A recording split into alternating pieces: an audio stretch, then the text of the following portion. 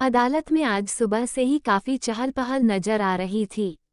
शहर के वकील और मीडिया के लोगों का जमावड़ा अदालत के आसपास लग गया था। चाय और पनवाड़ी की गुमटियों पर बस एक ही चर्चा थी, आज का फैसला क्या होगा।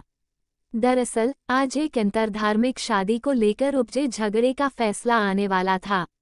गोरखपुर के गुलजार ने अदालत में याचिका दाखिल कर गुहार लगाई थी कि उसकी पत्नी आरती को उसके मां बाप ने बंधक बना रखा है। पुलिस सिक्योरिटी के बीच अदालत में खड़ा गुलजार बेचैन था। उसके मन में तरह तरह के ख्याल आ रहे थे। उसने आरती से 3 साल पहले प्यार किया था और हर हाल में उसे अपनी जीवन संगिनी बनाए रखना चाहता था। लेकिन मजहब की दीवार वो हर बार आड़े आ रही थी। 26 साल का मैकेनिक गुलजार कुछ खोसा गया था। उसे वो 3 साल पहले का दिन याद आ गया, जब पहली बार आरती से ठीक से बात हुई थी। वो अपने गैराज में एक मोटरसाइकिल की मरम्मत कर रहा था और पास ही 18 साल की आरती स्कूल बस के इंतजार में खड़ी थी। वैसे तो दोनों एक ही मोहल्ले में रहते थे, अनजान नहीं थे, पर उस दिन गुलजार की नज़र गाड़ी से ज्यादा आरती पर थी। आधे घंटे से ज्यादा वक्त बीत गया, लेकिन आरती की बस नहीं आई। गुलजार से रहा नहीं गया। उसने पूछा, आज तुम्हारी बस नहीं आई आरती? आरती ने गहरी सांस लेकर कहा, हाँ गुलजार, बस नहीं आई, आज तिमाही इम्तिहान भी है, समझ नहीं आ रहा कि क्या करूं। गुलजार ने थोड़ा हिचकते हुए कहा, अगर तुम बुरा न मानो तो मैं तुम्हें स्कूल छोड़ दूं। आरती ने झिझकते हुए जवाब दिया, गुलजार, अगर तुम मुझे स्कूल छोड़ दोगे तो मैं वक्त पर इम्तिहान दे पाऊंगी। ये सुनकर गुलजार के मन में खुशी की लहर दौड़ गई। उसने आरती को मोटरसाइकिल पर बिठाया और स्कूल छोड़ने चल पड़ा। मोटरसाइकिल पर आरती के करीब होने से गुलजार के दिल की धड़कन बढ़ गई। उसके बदन में एक सिहरन सी दौड़ गई थी। जैसे ही स्कूल के गेट पर आरती उतरी, गुलजार की नजरें आरती की तरफ टिक गईं। उसने देखा आरती की खूबसूरती जवानी की दहलीज पर खिलती कली जैसी लग रही थी। आरती ने मुस्कुराते हुए कहा, थैंक्स गुलजार, बाय, और स्कूल गेट के अंदर चली गई। उस दिन के बाद से गुलजार बदल गया था। आरती के दीदार के लिए वह हर दिन समय से पहले गैराज पर पहुंचने लगा। उसकी आंखों में बस आरती ही बसी थी। मोहल्ले में सब उसे पसंद करते थे, पर गुलजार की दुनिया अब आरती के इर्द गिर्द सिमट चुकी थी। आरती भी गुलजार की नज़रों से अनजान नहीं थी। वह भी उसके मोहपाश में बंध चुकी थी। एक दिन मौका पाकर गुलजार ने आखिरकार अपने दिल की बात कह ही दी। उसने आरती से कहा, आरती, आई लव यू, मैं तुमसे बेइंतहा मोहब्बत करता हूँ। आरती, जो पहले ही गुलजार की सादगी पर फिदा हो चुकी थी, ये सुनकर शर्मा गई। लेकिन वो भी अपने दिल को रोक न सकी। हल्के से मुस्कुराते हुए उसने भी जवाब दिया, आई लव यू टू। उस दिन के बाद दोनों का प्यार जैसे परवान चढ़ने लगा। जब भी मौका मिलता वे शहर के बड़े पार्क में मिलते। घंटों बैठकर अपने दिल की बातें करते और जीने मरने की कस्में खाते। मगर प्यार की ये कहानी ज्यादा दिनों तक छिप नहीं सकी। आरती के घरवालों को उनके रिश्ते का पता चल गया। अब आरती पर सख्त नजर रखी जाने लगी। आरती ने भी हार नहीं मानी। वो छिप छिप कर गुलजार से मिलने लगी, लेकिन उनके रास्ते में सबसे बड़ी रुकावट बनकर खड़ी थी मजहब की दीवार। जो लोग हर वक्त हिंदू मुस्लिम का राग अलापते थे, उनकी नज़र में ये प्यार लव जिहाद से ज्यादा कुछ नहीं था। आरती के पापा तो इस रिश्ते को किसी भी हाल में मंजूर करने को तैयार नहीं थे। जब आरती के घरवालों को लगा कि ये मिलना जुलना बंद नहीं हो रहा, तो उन्होंने आरती की स्कूल की पढ़ाई ही बंद करा दी। अब आरती अपने ही घर में जैसे कैद हो गई। इस कैद ने दोनों को बेचैन कर दिया। मौका पाते ही वे कभी छिपकर मिलते तो कभी फोन पर बात कर लेते। लेकिन हर बार जब आरती के घरवालों को इसकी भनक लगती तो वे उसकी जमकर पिटाई करते। उधर गुलजार के घरवालों तक भी उनके इश्क की खबर पहुंच गई। गुलजार, जो अपने अब्बू अम्मी का सबसे लाडला बेटा था, अब दबाव में था। उसके अब्बू निकाह के लिए लड़की तलाश रहे थे, लेकिन जब उन्हें गुलजार और आरती के रिश्ते की खबर मिली तो घर में हंगामा मच गया। अब गुलजार और आरती के सामने सवाल खड़ा था, क्या उनका प्यार इन बंदिशों और रुकावटों को पार कर पाएगा? या समाज और परिवार का दबाव उनके इश्क को तोड़ देगा। अब्बा ने गुलजार को समझाने की कोशिश करते हुए कहा, देख बेटा, आजकल हालात वाकई ठीक नहीं हैं। अलग अलग मजहब के लड़का लड़की की शादी को लव जिहाद का नाम देकर बहुत सख्ती की जा रही है।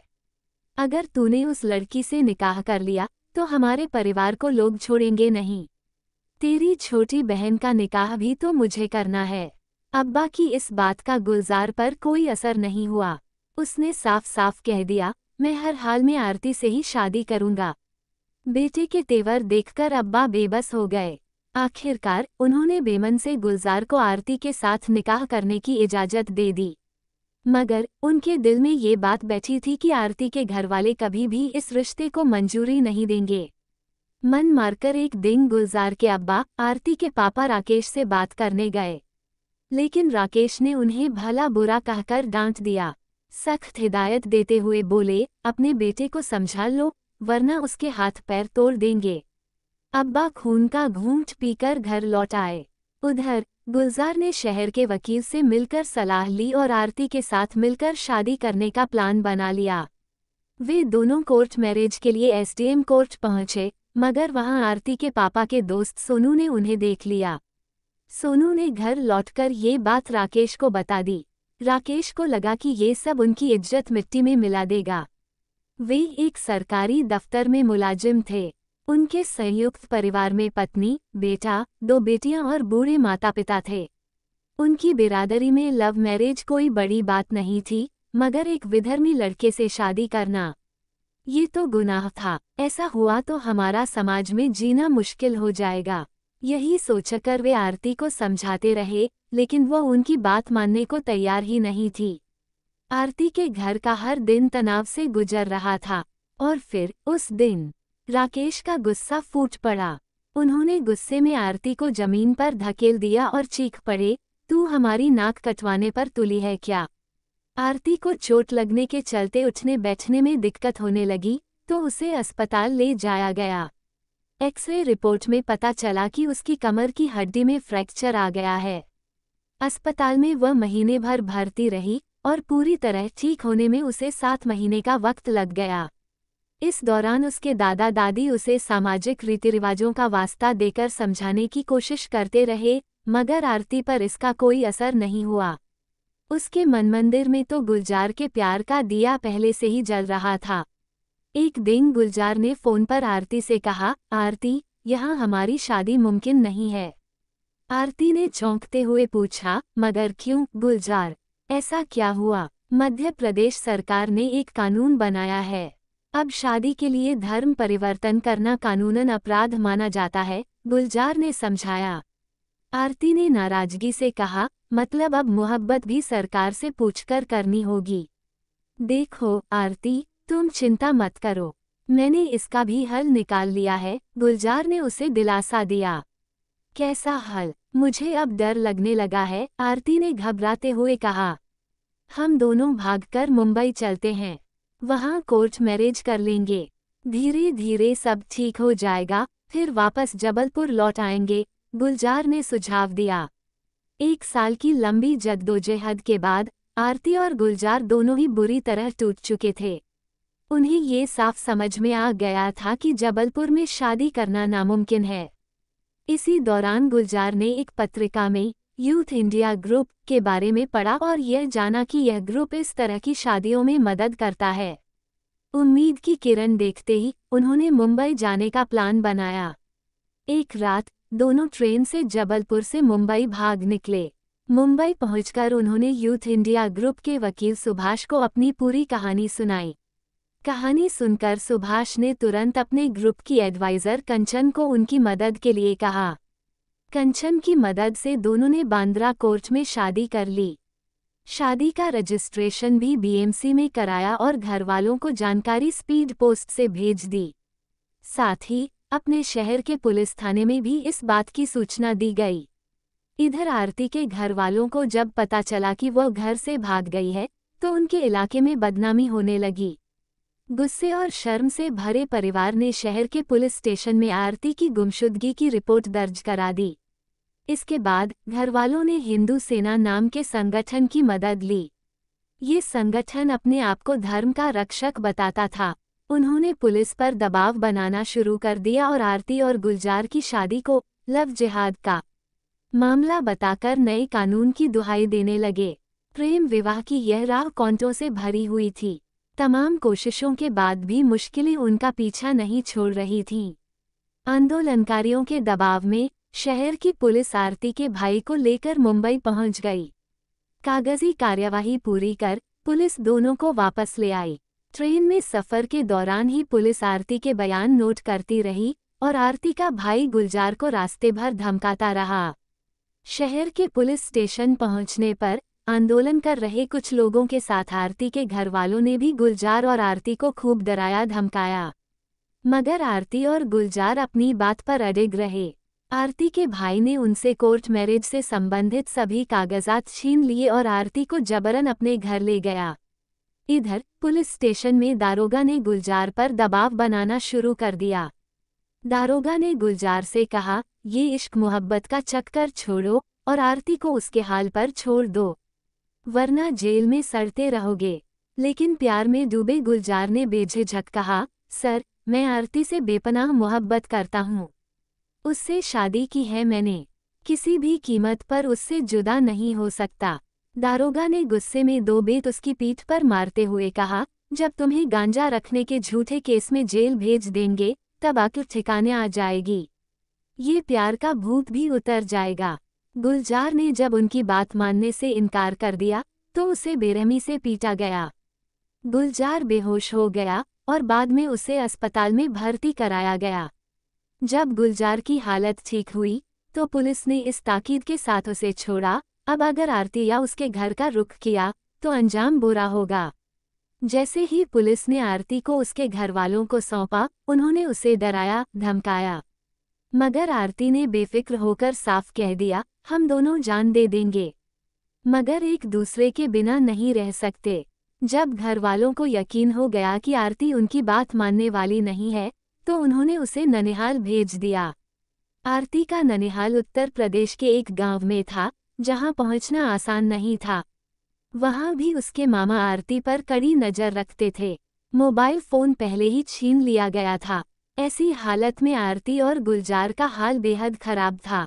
गुलजार समझ नहीं पा रहा था कि क्या करे क्या न करे। इश्क की परीक्षा इतनी कठिन हो चुकी थी, मगर दोनों हार मानने को तैयार नहीं थे। करीब एक हफ्ते बाद आरती ने मौका पाकर मामा के फोन से गुलजार को कॉल किया और रोते हुए कहा, मुझे यहाँ बंधक बनाकर रखा गया है, मौत भी मुझे गले लगाने को तैयार नहीं है। एक दिन तो फांसी लगाने की भी कोशिश की, मगर मामा ने दरवाजा तोड़कर बचा लिया। ये सुनकर गुलजार का दिल दहल गया। उसने कांपती आवाज में कहा, आरती, तुमने ऐसा कदम उठाने से पहले ये क्यों नहीं सोचा? मेरा क्या होगा? मैं तुम्हारे बिना जी नहीं सकता। बस थोड़ा सब्र करो आरती, हम जरूर साथ होंगे, बस थोड़ा और सब्र। गुलजार ने एक बार फिर यूथ इंडिया ग्रुप के सुभाष से मदद की गुहार लगाई। सुभाष ने गुलजार को समझाते हुए कहा, इस मामले में कोर्ट में बंदी प्रत्यक्षीकरण याचिका दाखिल करना होगा। उन्होंने शहर के एक नामी एडवोकेट के जरिए ये कदम उठाने की सलाह दी। हैबियस कॉर्पस का कानून ऐसा प्रावधान देता है जहां कोई भी व्यक्ति गैरकानूनी ढंग से बंधक बनाए जाने की शिकायत कर सकता है। गुलजार के वकील ने तत्परता दिखाते हुए हाईकोर्ट में याचिका दायर की। इसके बाद अदालत ने तुरंत शहर के एसपी को आदेश दिया कि आरती को पेश किया जाए। आनन फानन में पुलिस हरकत में आई और आरती के परिवार वालों को साफ शब्दों में कहा, उसे जल्द कोर्ट में पेश करें। अंततः कोर्ट के आदेश पर आरती को उसके ननिहाल से लाया गया। लेकिन कोर्ट में पेश होने से पहले की रात आरती ने पुलिस से गुजारिश की, मैं गुलजार के साथ पुलिस स्टेशन में रहना चाहती हूँ। पर पुलिस ने रात के समय उसे उसके पिता के दोस्त के घर भेज दिया। वहाँ भी आरती को डराने धमकाने की कोशिश की गई। बार बार कहा गया, अपना बयान बदलो, लेकिन आरती ने कोई जवाब नहीं दिया। अगली सुबह पुलिस ने आरती को कड़ी सुरक्षा में कोर्ट में पेश किया। ऑर्डर, मजिस्ट्रेट की गंभीर आवाज गूंजी तो गुलजार जैसे ख्यालों से बाहर आया। सरकारी वकील ने सुनवाई के दौरान जोर देकर कहा, यह शादी गैरकानूनी है। गुलजार ने आरती को बहलाकर, फुसलाकर और मजबूर करके धर्म परिवर्तन कराया है। हम अदालत से अपील करते हैं कि आरती को उसके माता पिता को सौंप दिया जाए। गुलजार के वकील ने विनम्रता से कहा, माय लॉर्ड, आरती को अपनी बात कहने की अनुमति दी जाए। मजिस्ट्रेट ने सिर हिलाते हुए कहा, इजाजत है। आरती कटघरे में खड़ी हुई। अदालत में सन्नाटा था। हर नजर आरती पर थी। गुलजार का दिल तेजी से धड़क रहा था। वह परेशान था, सोच रहा था, कहीं आरती अपने बयान से पलट गई तो मेरे सपने बिखर जाएंगे। आरती ने गहरी सांस ली। उसने खुद को संभालते हुए कहा, मैं अब 20 साल की हूँ। मैंने अपनी मर्जी से गुलजार से शादी की है। इस्लाम धर्म कबूल करना भी मेरा अपना फैसला था। मुझे किसी ने मजबूर नहीं किया। जो भी किया, मैंने अपनी खुशी और आज़ादी से किया है। आरती की आवाज में दृढ़ता थी। उसकी बातें सुनकर कोर्ट में खामोशी छा गई। मेरे घर वाले मुझे जबरदस्ती ननिहाल ले गए थे। वहां मुझे सताया गया और बंधक बनाकर रखा गया। मैं पूरे होशोहवास में आपके सामने कह रही हूँ, मैं गुलजार के साथ ही रहूंगी। मजिस्ट्रेट ने आरती की बात को ध्यान से सुना। कुछ देर बाद कोर्ट ने फैसला सुनाया। आरती ने अपने बयान में साफ कर दिया है कि उसने याचिका लगाने वाले से शादी की थी और वह हर हाल में उसके साथ रहना चाहती है। उसकी उम्र को लेकर भी किसी तरह का कोई विवाद नहीं है। अंतरधार्मिक जोड़े को विवाह या लिव इन रिलेशनशिप में रहने का पूरा हक है। मजिस्ट्रेट ने आरती और गुलजार को साथ रहने का फैसला सुनाते हुए कहा, पुलिस इस जोड़े को प्रोटेक्शन दे और घर परिवार के लोग भी उनके इस फैसले का सम्मान करें। अदालत का फैसला आते ही गुलजार की आंखें खुशी से नम हो गईं। उसने अपने हाथ ऊपर उठाए और अदालत का शुक्रिया अदा करते हुए कहा, शुक्रिया, आपका बहुत बहुत शुक्रिया। जैसे ही आरती गुलजार के पास आई, दोनों एक दूसरे के गले लग गए। उनकी आंखों से आंसू निकल पड़े, लेकिन ये आंसू दर्द के नहीं, खुशी के थे। दोस्तों, ये कहानी आपको कैसी लगी? कमेंट सेक्शन में ज़रूर बताएं। अगर कहानी अच्छी लगी हो तो कृपया हमारे चैनल को सब्सक्राइब जरूर करें। धन्यवाद। मिलते हैं अगली कहानी में।